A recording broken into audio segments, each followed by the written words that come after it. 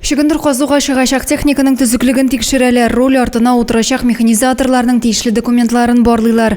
Агрокүз жамғиятының 5 номерлі өзек ремонтлау цехында текшіру узды. Бүгін күндегі шөгіндердің тұрышы басулардағы бек яқшы, бүгін 400 граммнан артығырақ уже оңыш көрсеті.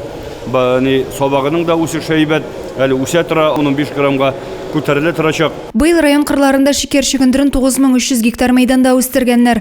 Оны қазуда 10 широпы тигр комбайны 3 түйегі желі бітілешек. Выращен очень хороший урожай.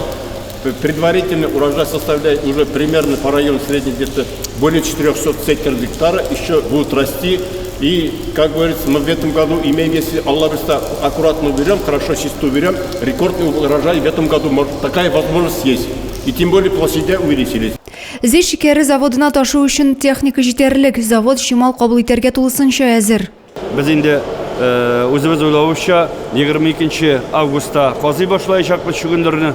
23-лері, 24-лері, бір 15-20 мың шекер шөгіндері кагатный поледа жиғаш заводны жибәрібіз деп тұрабыз.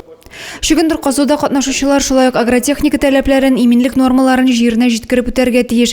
Тек ішіні башқарып шығу үшін хава шартларының оңай келуі шарт. Бұлар барысы да алда тұрған ішлеріні тиз һәм яхшы сыйфат белән башқаруда мөһим роль уйнай. Адилә Борханова, Максим Майоров, Александр Тимофеев, Зей хәбәрләре.